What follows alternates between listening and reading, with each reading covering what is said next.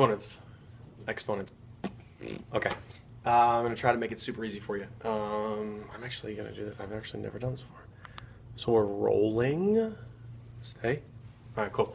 I just wanted to get a little better angle, right, on the awesomeness. Now, exponents. Couple of exponent rules. Want to just go over this again for you.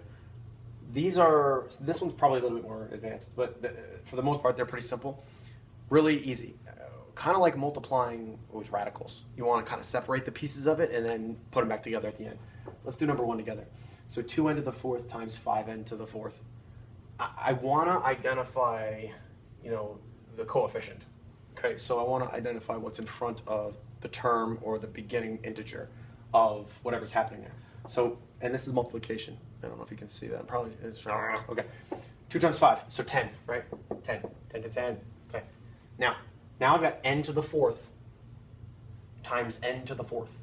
Remember the rule, okay? When you're multiplying exponents, in terms of exponents, you add those exponents. So this is going to be 10n to the eighth. Okay, nice job. If you want to go ahead and pause me because you think you got these down, go ahead, pause me. You didn't pause me. And work them out. I'll give the answers in a second, but I'm going to go through them all. 6k to the second times k. Well, there's no coefficient in front, so it's just 6 times 1, right? So 6. And then k squared times k, and there is a 1 there, right? So you do have to add them. So that's going to be 6k to the third. That's terrible k, sorry. 4x squared times 3x. Remember, there is a 1 there because there's an x there. 4 times 3 is 12. And x squared times x to the first, I add them, so it's going to be 12x to the third.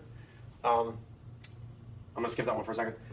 X squared to the third power. Now, you got to be really careful when you have something inside of parentheses and you're raising it to a power on the outside. We'll get to that in a second. Actually, we'll get to that in 2 seconds because the next one's like that. Here, because there's no coefficient, I don't have to distribute that 3 to the coefficient or the whatever, because the coefficient is just x, right? So it's just 1x there. So this is going to be actually x to the sixth. Now, here is the messy part. So there's 2 things going on in here. There's a 7 and there's a k. That squared needs to go to both of them. So I've got 7 squared, which is 49, and k squared, which is just going to be k squared. Okay? So be careful with that type of stuff. Okay? Back to number 4. Looks like a lot going on here. It's actually easier than these ones. Okay? There's a 6 and there's an 8 as the coefficient, so 48. Now, just separate what you know. There's an m to the third and there's an m to the second there. So if I'm multiplying them, I'm going to add the coefficient. I'm going to add the exponents together. So it's going to be n to the fifth. And then there's an n to the third and another n to the third. Remember, adding when I multiply those exponents together.